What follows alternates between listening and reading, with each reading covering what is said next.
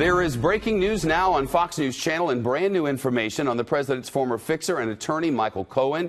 He's due in court in just about 30 minutes from now after word he's cut a plea deal with prosecutors.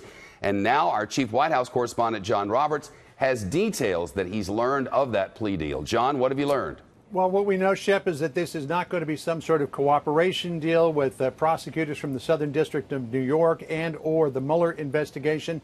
Sources tell Fox News just a few minutes ago that this is a straight-up guilty plea.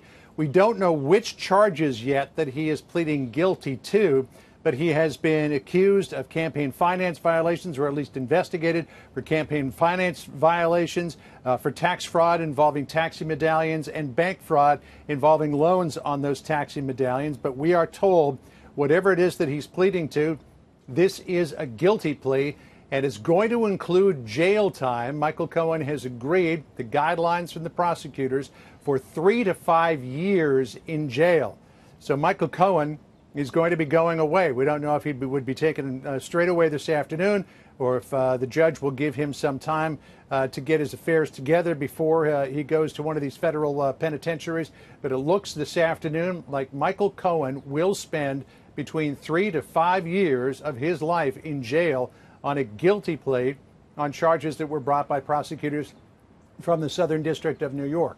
Now then, the fact that he is pleading guilty would seem to indicate, Shep, according to sources I've talked to, that there is no possibility that Michael Cohen is going to flip on President Trump.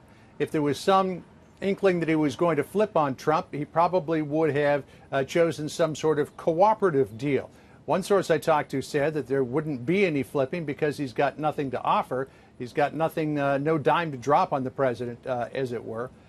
So this Michael Cohen part of this whole investigation could well end within the next half hour when we learn details of that plea agreement and we find out exactly what his fate is going to be. But at this point, Shep, it looks like Michael Cohen will not be a witness against the president for the special counsel, Robert Mueller. Shep? John Roberts with that brand new information from the North Lawn. Thank